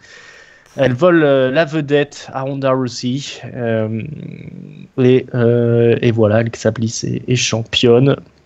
Raph, toi qui est fan de Alexa, qu'est-ce que tu as pensé de tout ça, même si c'était pas elle qui était dans le match au départ? Oui, donc déjà pour le match, j'ai plutôt bien aimé ces 11 minutes, même si Ronda, les deux ont des limites catchesques. Nia Jax, moi je suis pas un très très très grand fan. Et elle a pour elle un physique hors du commun, c'est sûr, mais après, c'est pas toujours passionnant. Hein. Elle a un très bel outil qui est son corps, mais alors elle en fait des fois pas forcément bon usage. Ronda, j'aime bien en fait, je sais pas si c'est volontaire, je pense que oui, le côté qui lui donne très très peu de vrais catch à faire. Elle y va en fait avec ses moyens, c'est vraiment. Elle y va à l'énergie, quoi. Elle, c'est une boule de nerfs, c'est une boule d'énergie. Elle sait faire des trucs qui sont pas du catch. Elle fonce dedans et ça passe. Elle fonce dans le tas. Elle est là pour se battre. Et ça donne. Le rythme était correct. D'ailleurs, c'est Nia Jax qui domine logiquement très vite. Et Ronda, petit à petit, sort la tête de l'eau. Elle y va avec ses armes. Donc c'était pas mal. Et après, c'est vrai que. Putain, je me suis demandé un peu là, des 2-3 dernières minutes, comment ça va finir en fait. Qui c'est qui va. Est-ce que ça y est, c'est bon, c'est déjà l'ère de Ronda Rousey. Est-ce que. Et au final, je pense que le cash-in est là pour ça, peut-être parce qu'il savait pas trop comment se démerder de cette fin pour préserver les deux. J'étais très étonné qu'Alexa Bliss arrive déjà, et j'en étais finalement assez mitigé parce que je trouve que on nous prive un peu de plein de segments qui auraient pu être géniaux de Alexa Bliss avec la mallette là, qui aurait pu à la limite j'aurais bien aimé qu'elles partent, les avoir tapées toutes les deux et qu'elles disent en gros voilà ce qui vous attend maintenant les prochaines semaines, vous allez vivre dans la peur, vous allez vous pisser dessus. Attends, elle aurait l'occasion de gagner, non elle veut pas oui, partir, bien sûr. non, mais c'est bien un sûr. Avertissement. Ouais, non, mais c'est un peu dommage. C'est un peu, je l'aurais vraiment aimé voir avec la mallette, et puis du coup ça me donne envie de voir Raw que je n'ai pas vu, parce que c'est vrai que ça refait revenir très vite Alexa Bliss championne. Elle a perdu il y a 2 mois, quoi. C'est-à-dire les 2 mois où t'es parti en vacances, c'est comme si elle avait toujours été championne en fait. Pour moi, c'est comme si elle avait toujours été championne.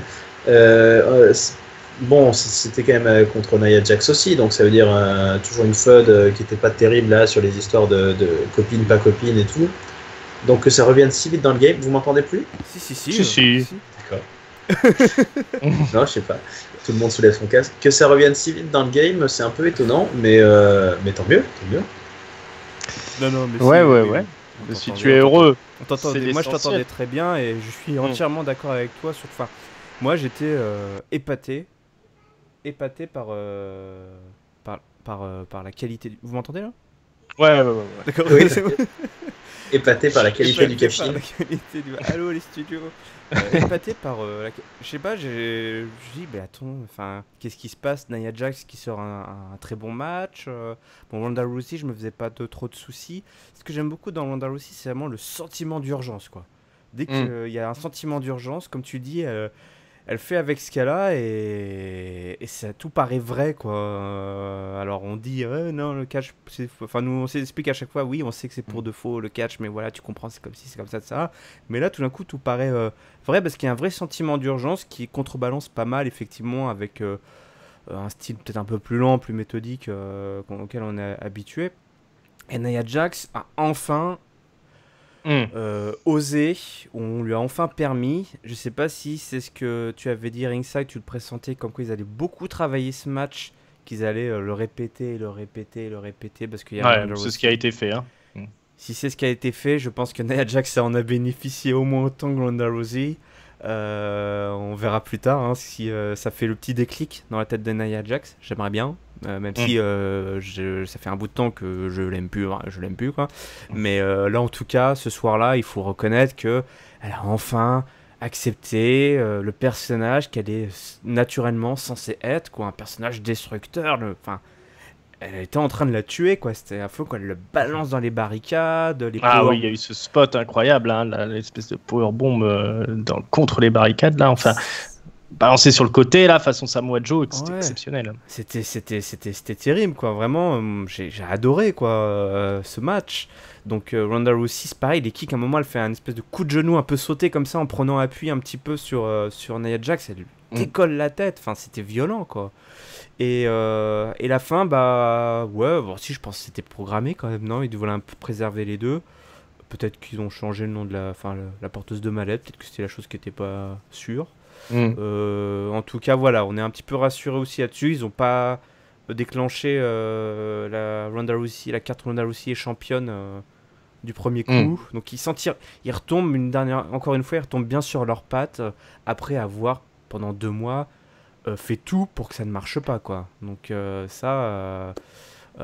Nia Jax, ils ont quand même réussi à tuer le personnage de Nia Jax. J'espère vraiment pour elle, moi je m'en fous, mais pour elle, enfin je m'en fous pas parce que si on est amené à la revoir, pour elle que ça crée ce fameux déclic et que c'est bon, maintenant elle a son perso et qu'elle va être méchante et qu'elle va détruire tout le monde. Parce que là il y a eu j'espère une petite étincelle quand même qui a dû se passer, je sais pas, pour elle, parce que après c'était pas parfait comme tu dis, elle a un peu le syndrome de Big Cass, de gros costauds, dès qu'ils se prennent des coups ils sont là avec leurs mains à subir un peu le moindre assaut. Non, c'est des costauds, on verra un peu plus tard dans le match d'après qu'il y a un gros costaud qui lui il le fait mieux. Il se prend des coups, il moufte pas, faut vraiment y aller pour commencer à le faire vaciller, toi. Donc ça je pense qu'il faut qu'elle le travaille, qu'elle arrête de se mettre dans le coin là et à se protéger avec ses mains là, et à faire un peu de la boxe ou je sais pas quoi. Ça c'est un peu dommage, mais c'est un super match. Et puis le cash-in était super, quoi. Ce côté très méticuleux, je m'assure bien, je regarde à droite à gauche, il y a personne qui arrive, non c'est bon, il y a pas de John Cena qui va m'attraper la jambe, non c'est bon, on peut y aller. Mais du coup ça crée de la tension, quoi. Enfin moi je dis elle va se louper à force de trop en faire, quoi.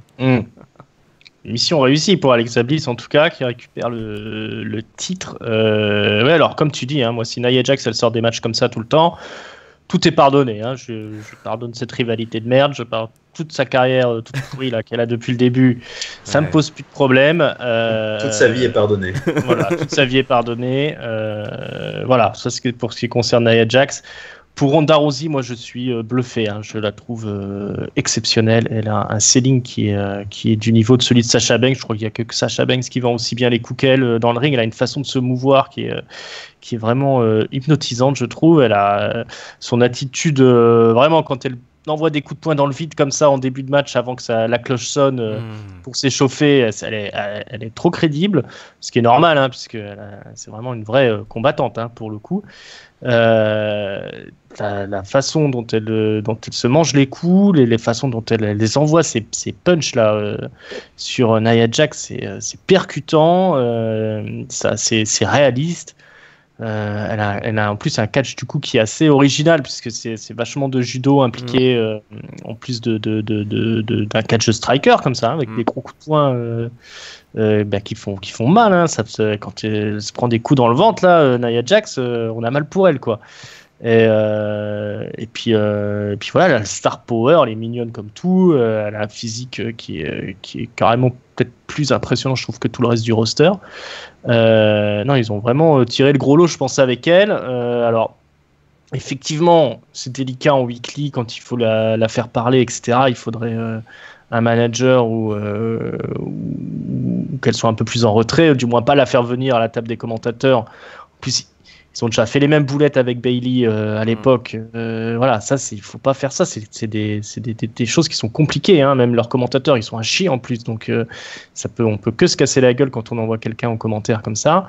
Donc ça, on oublie. Et comme je l'avais dit dans le pré-show, le gros pré-show qu'on avait fait, moi, je n'avais pas d'inquiétude sur Ronda et j'étais encore été agréablement surpris et bluffé par sa performance. C'est effectivement booké aux petits oignons.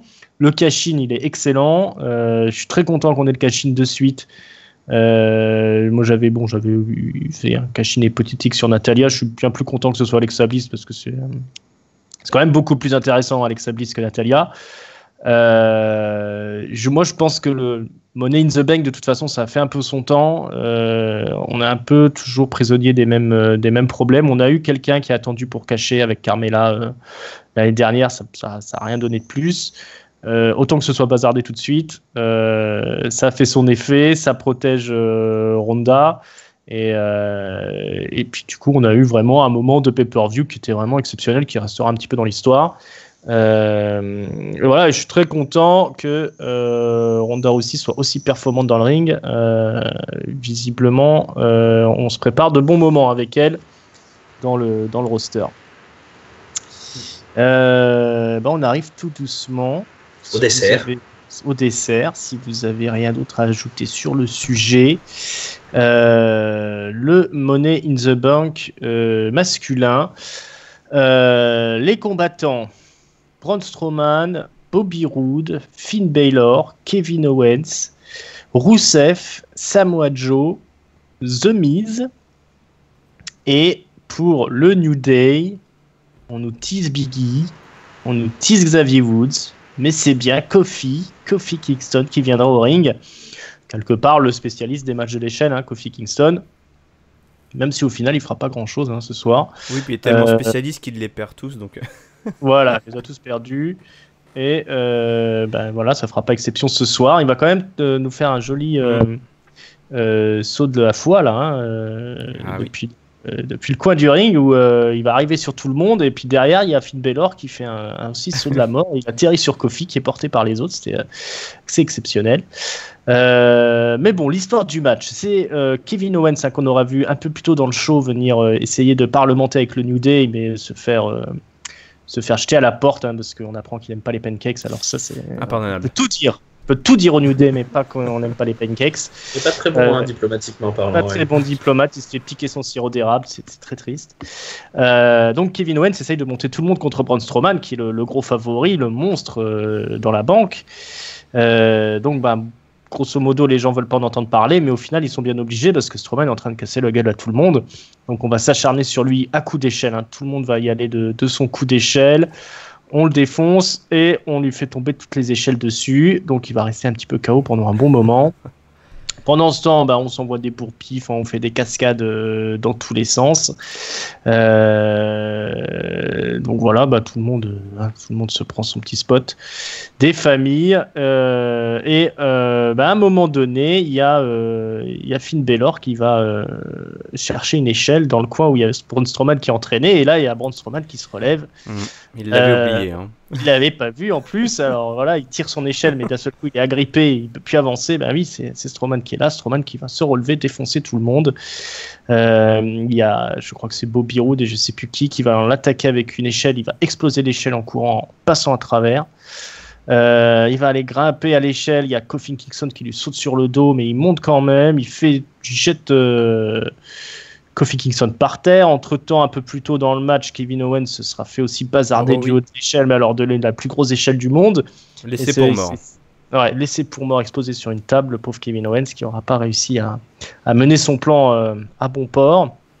Et donc nous voilà avec Braun Strowman tout simplement qui est le dernier homme debout en haut de son échelle et qui décroche la ceinture comme si de rien n'était. Victoire de Braun Strowman après 20 minutes de match. Personne ne voyait Braun Strowman gagner. Quand on a fait les pronos, on l'avait carrément mis de côté. On s'est dit trop évident. Il y a chance que ce soit lui. Mais non, il est vraiment imbattable. Ce Braun Strowman, il aura vaincu tout le monde. Yerem, qu'est-ce que tu en as pensé? Moi, j'ai beaucoup aimé le parti pris de ce match au niveau de l'histoire qui était dans la continuité de ce qu'on nous racontait effectivement depuis plusieurs semaines, à savoir tous contre Braun Strowman. Si on n'arrête pas, si on se ligue pas ensemble pour arrêter Braun Strowman, il ira chercher la ceinture, la mallette et la ceinture, on l'espère. Et c'est exactement ce qu'on nous a raconté et on nous l'a super bien raconté. Je trouve qu'il y avait plein d'actions. J'ai trouvé là en l'occurrence que c'était très bien filmé, comme quoi il y avait vraiment plein de séquences. En fait, il y a presque des plans séquences en fait où on suivait Braun Strowman, le périple de Braun Strowman, et tu voyais tous les autres catcheurs qui lui sautaient dessus en vain pour le tuer, là. Et il leur mettait des claques. Et comme tu dis, il passait à travers l'échelle. Il était la force inarrêtable, c'était bel et bien lui. Je me serais cru dans un film d'action de Hong Kong, toi, où les mecs, ils affrontent sans adversaire, dans un plan séquence hyper rythmé. Quand il y a Samoa Joe qui vient sur lui en topé suicida, là, on voit depuis le fond de l'écran prendre son élan, c'était exceptionnel. Ça. Il y a vraiment, quand il retourne vers le ring, la caméra est quasiment derrière lui, on se croirait presque dans un jeu vidéo, et il fonce dans le tas, et il élimine tout le monde. On voit jamais ça, et j'ai trouvé que c'était, effectivement, Money in the Bank, c'est un peu tout le temps les mêmes recettes, et là, ce soir-là, pour ce match-là, ils ont vraiment trouvé un angle qui était super bien, qui était très bien raconté, et en plus, à côté de ça, les mecs ont quand même eu le temps de briller. Il y a eu notamment la triple accolade de Rousseff, qui était très drôle, avec en plus derrière la coquina clutch. Et puis la tête du Miz, justement. Ah oui, la tête du Miz. C'est extraordinaire. Braun Strowman arrive vers le ring et qu'il a détruit tout le monde, il a passé à travers l'échelle et qu'il reste plus que le Miz qui s'arrête à mi-hauteur sur l'échelle, il le regarde. Oh merde, il voit la mort face à lui, il fait bon bah je vais peut-être rentrer là, ça. Ça sera pas pour cette fois-ci. C'était là, enfin les mecs, on sent là toi du coup, c'est effectivement tu parlais, c'était plus chorégraphié pour les filles, là c'était hyper naturel quoi, parce que enfin les mecs, toi ça, ils sentaient le truc quoi, il y avait vraiment, et je pense que le fait qu'il y ait cette histoire là de Braun Strowman à raconter, ça a un peu libéré tout le monde parce qu'ils avaient toujours un truc en tête. Là, ce qui était important, c'était pas tant la manette, c'était vraiment éliminer Braun Strowman. Du coup, il l'oubliait jamais, toi, particulièrement Samoa Joe qui était très focus, quoi. Je trouvais qu'il a fait une belle prestation aussi. Même s'il a encore galéré un peu avec les échelles, il a vraiment un truc avec les échelles. Samoa Joe. Enfin, c'est plutôt les échelles qui ont un truc contre lui. Donc j'ai adoré ce match.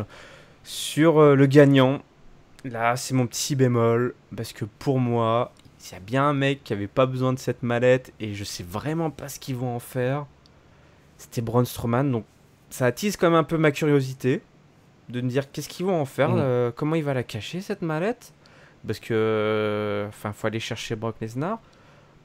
Je sais pas. Là pour moi c'est le petit bémol, même si en même temps voilà, je suis un peu curieux de voir ce qu'ils vont faire, mais pour moi c'était réussi quoi, mission réussie pour ce main event. Ouais. Exactement. Raph, tu es du même avis? Oh oui, je pense qu'on a eu un des meilleurs Money in the Bank match de l'histoire. Allez. Ah oui. Allez hop, c'est parti.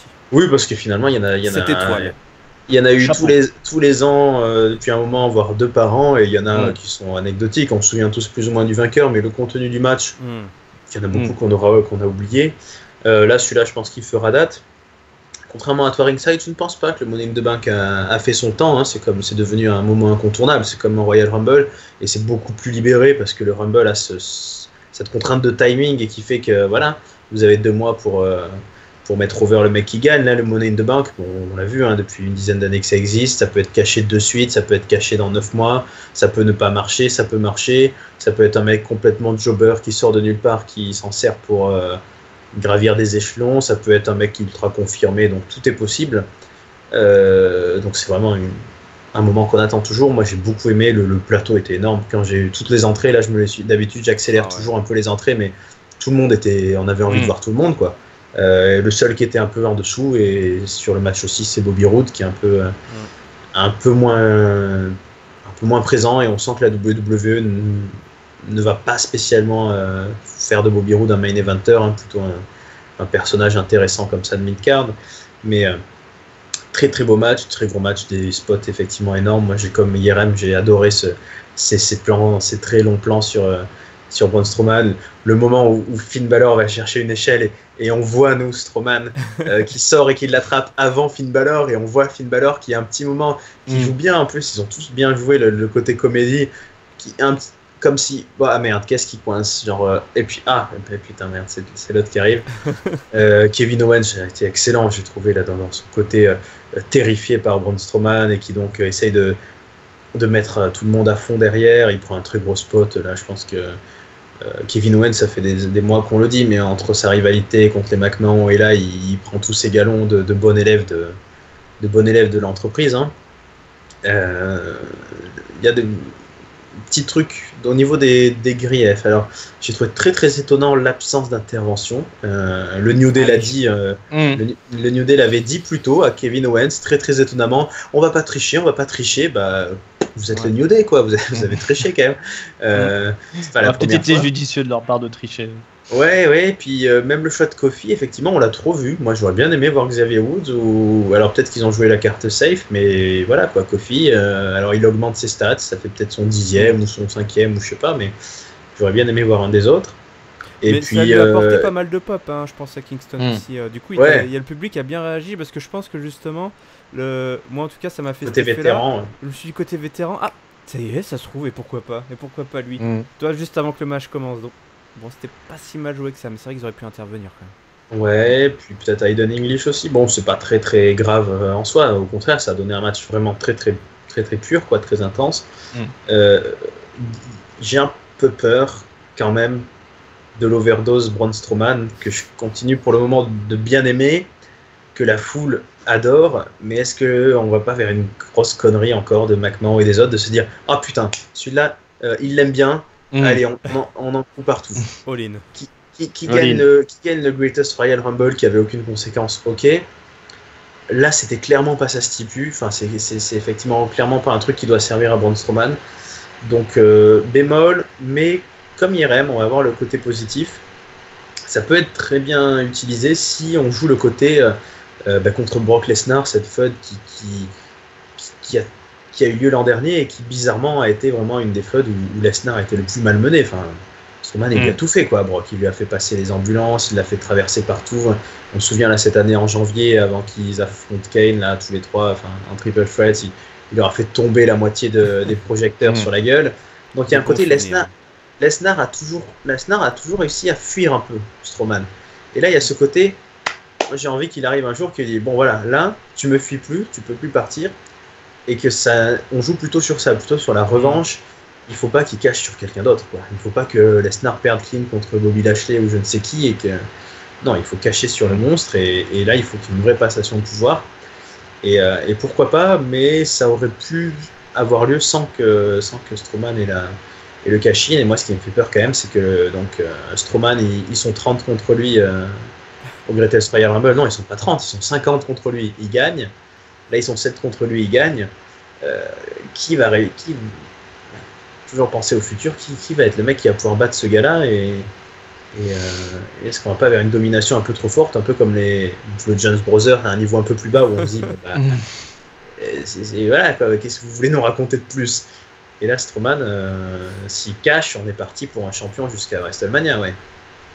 Mais bon, ne gâchons pas notre plaisir. Moi, très bon match, très bonne soirée, et à voir ce que ça donne, cette configuration inattendue.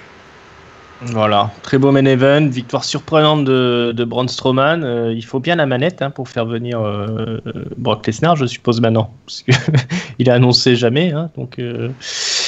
Oui, c'est Corey Graves ou je sais pas qui pendant le match du Money in the Bank, pendant un autre match, qui disait oui, tout ça. Brock Lesnar, il va se chercher peut-être bientôt un adversaire. On ne sait pas quand est-ce qu'il va le défendre. Bon, on ne sait pas. Est-ce qu'on va pas terminer sur un Brock Lesnar qui abandonne la ceinture comme un Conor McGregor à l'UFC? Enfin bref.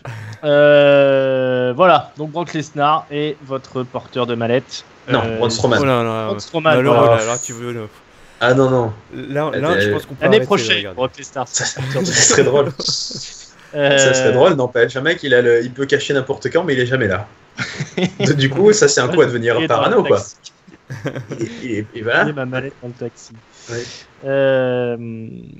Voilà, on va arriver au mot de la fin alors. Du coup, vu qu'on a fait le main event, il faut une note, il faut un top et il faut un flop. Alors, Yerem, dis-nous tout. Alors, ma note, je vais donner 3,75. C'était un excellent pay-per-view. Malheureusement, tiré vers le bas par son premier tiers et tiré vers le haut par son dernier tiers. Donc, voilà, il y a eu des très belles surprises.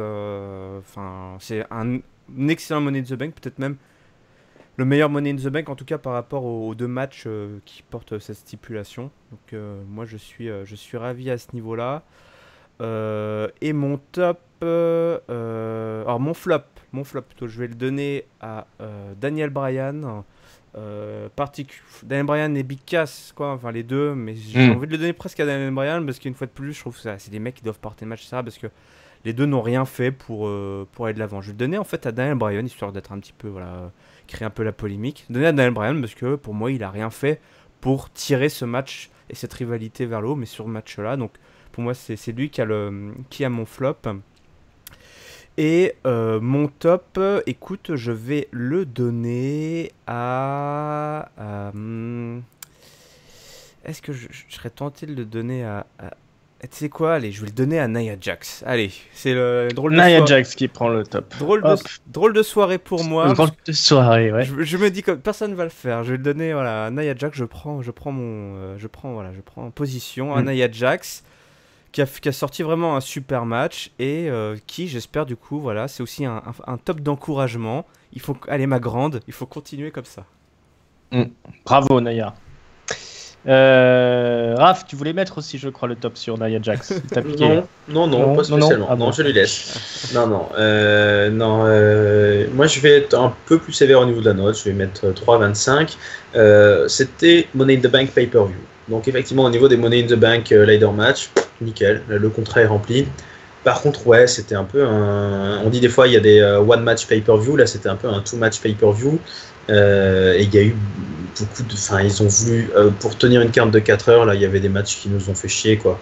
Et on aurait pu faire avance rapide, ça aurait rien changé à notre vie. On aurait même peut-être plus le temps de faire d'autres trucs cool, à manger des cerises ou profiter du soleil, je ne sais pas. Non, donc. Faire tout ça en regardant Money in the Bank. Hein. Ouais, c'est vrai, mais si il faut se mettre une télé à l'extérieur. Si tu manges des cerises, j'aime bien les cerises. Si tu manges des cerises en regardant un mauvais match de Big Cass, ça gâche le goût des cerises. Ça gâche le goût.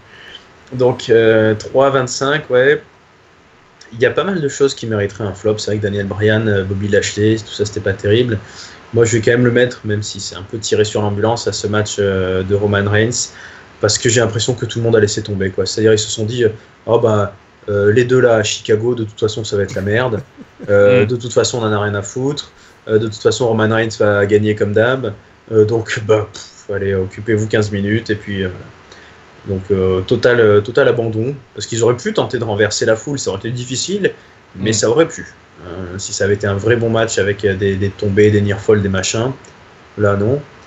Et puis le top, moi facilement, je joue le petit bras, mais tout ce main event, ça marche encore, Strowman. Je suis pas encore écœuré, et il y a ce côté comme il y a eu l'an dernier quand il y avait eu le Fatal 4-Way à SummerSlam là. Ce côté, c'est bigger than life, effectivement, où tout le monde se met sur la gueule, tout le monde est costaud, mais il y en a un qui est plus costaud que les autres, et ça fait des spots de fou, et puis voilà, c'est ça le catch, c'est ça le catch violent, comme on l'aime et comme on le retient, quoi. Ouais, donc ça on le verra pas ailleurs que dans le main roster de la WWE à Money in the Bank, hein, cette chose-là. Voilà. On y arrivait à reculons, mais finalement on a été agréablement surpris. Ils ont délivré, comme on dit, pour le main event, pour les deux matchs de l'échelle. Il y a vraiment que le début de show qui était pas bon.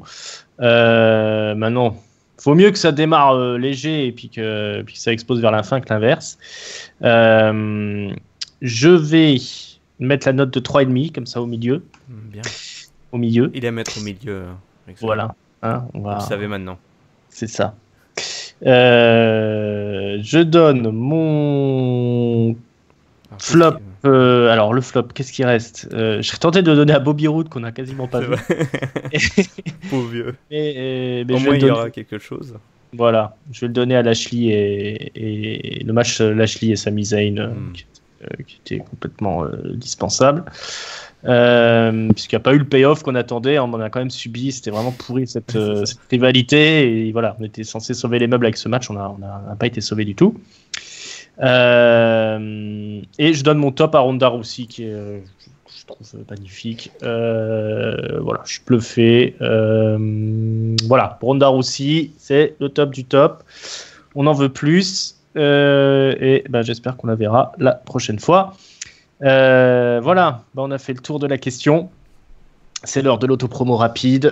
Donc je vous rappelle qu'on est sur YouTube, on est sur iTunes, on est sur PodCloud, on est sur Facebook, facebook.com/catchupcdc, c'est ça catchupcdc pour Twitter, pour Instagram, c'est la même. Ouais. C'est la même, voilà. On se retrouve très bientôt pour le débrief de Monday Night Raw. On aura le supplément dans la semaine, on aura NXT tout seul, on a déjà disponible le débrief d'NXT TakeOver, les pré-shows, des deux pay-per-view aussi, tout ça c'est disponible sur notre chaîne. N'hésitez pas à vous abonner, mettez des likes, partagez, commentez, et on se retrouve très bientôt. Yerem, merci pour la réalisation. Merci à toi, c'était super. Magnifique. Raph, pareil, merci beaucoup d'être venu. Toujours un plaisir de reprendre un petit peu plus de temps de pay-per-view, de se les revivre avec vous, donc merci bien. Plaisir partagé. Et les amis, on se dit à très bientôt. Ciao, ciao. Ciao. Ouais.